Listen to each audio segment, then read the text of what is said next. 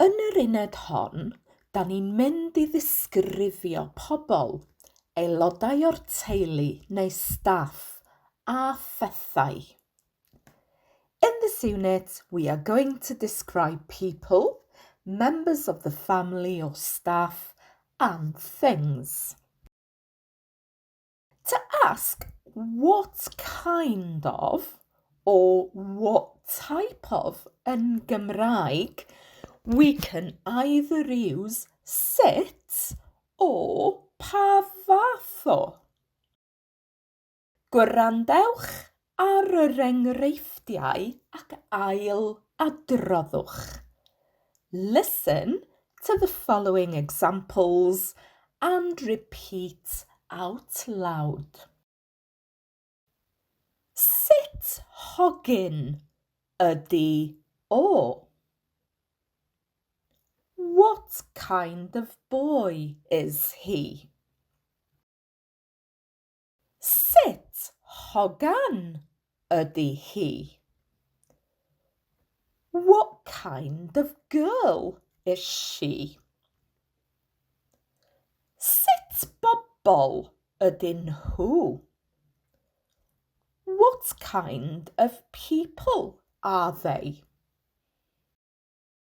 Sut berson ydy Morgan? What kind of person is Morgan? These questions could also be translated as what is he like? What is she like? And what are the people like? Now, let's practice pa fath o. Dywedwch ar fy ôl I, say after me, pa fath o hogyn ydy o? What kind of boy is he? Pa fath o hogan ydy hi? What kind of girl is she? Pa fath o bobl ydyn nhw? What kind of people are they? Pa fath o berson ydy Morgan? What kind of person is Morgan? As you can see, there is a treiglad meddal after sut here and after pa fath o. Sut berson ydy Morgan? Pa fath o berson ydy Morgan?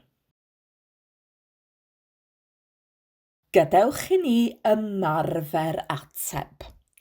Now let's practice answering these types of questions. Gwrandewch ac ail adroddwch. Sut hogyn ydy o?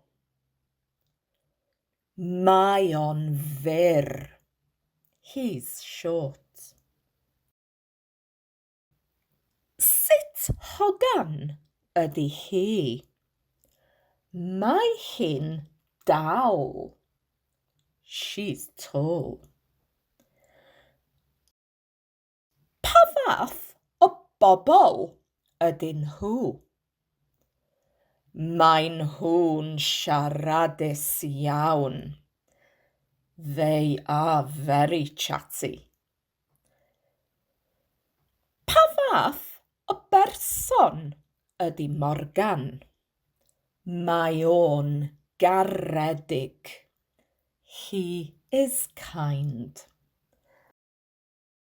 Da iawn. Nawr cofiwch. Remember, adjectives that begin with t, c, p, d, g, b, take y treiglad meddal after apostrophe n, yn. Enghraifft, yn fyr, yn dal, yn garedig. Iawn. We use the same sentence patterns in the past tense. We simply replace ydy or ydyn with oedd or oedden. Edrychwch. Sut stori oedd hi? What kind of story was it? Sut berson oedd o? What kind of person was he? Pa fath o hogan oedd hi? What kind of girl was she?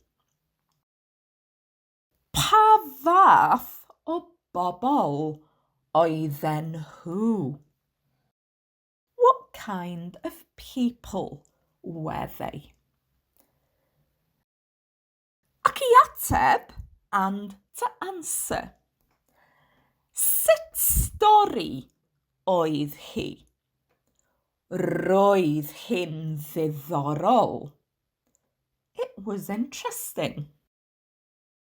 Sut berson oedd o?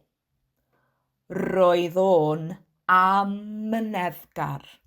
He was patient. Pa fath o hogan oedd hi? Roedd hi'n swil iawn. She was very shy. Pa fath o bobl oedden nhw? Roedden nhw'n annwyl iawn. They were very dear. Yn olaf, lastly, let's look at how we would use these sentence patterns in the future tense. Gwrandewch ac ailadroddwch ar fy ôl I. Sut fwyd fydd o? What kind of food will it be? Mi fydd o'n fwyd blasus. It will be tasty food. Pa fath o raglen deledu fydd hi? What kind of TV programme will it be? Mi fydd hi'n rhaglen detective. It will be a detective programme. Ardderchog. Cofiwch, da chi'n medru gwylio'r fideo yma eto I adolygu. Remember, you can watch this video again to revise. Pob lwc efo'r gweithgareddau.